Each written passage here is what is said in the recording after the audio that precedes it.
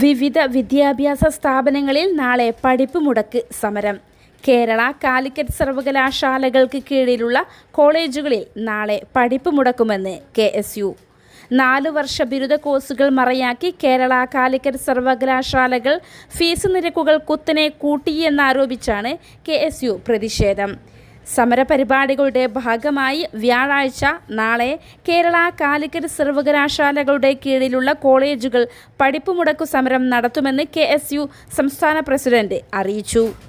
4 വർഷ ബിരുദ കോഴ്സുകൾ നിലവിൽ വരുമ്പോൾ ഫീസ് വർധന ഉണ്ടാവില്ലെന്ന സർക്കാർ വാദം നിലനിൽക്കെയാണ് ഫീസ് വർദ്ധിപ്പിച്ചുകൊണ്ട് സർവകലാശാലകളുടെ ഇരുട്ടടി ഉണ്ടായിരിക്കുന്നതെന്ന് KSU ആരോപിച്ചു. അതേസമയം നവംബർ 15-ന് എല്ലാ വിദ്യാഭ്യാസ സ്ഥാപനങ്ങൾക്കും സർക്കാർ ഓഫീസുകൾക്കും പ്രാദേശിക അവധി നൽകി. കൽപ്പാത്തി രഥോത്സവത്തോടനുബന്ധിച്ച് നവംബർ 15-ന് പാലക്കാട് താലൂക്കിലെ എല്ലാ സർക്കാർ ഓഫീസുകൾക്കും വിദ്യാഭ്യാസ സ്ഥാപനങ്ങൾക്കും ജില്ലാ കളക്ടർ അവധി പ്രഖ്യാപിച്ചു. എന്നാൽ മുൻ നിശ്ചയപ്രകാരമുള്ള പൊതുപരീക്ഷകൾക്ക് അവധി ബാധകമായിരിക്കില്ല.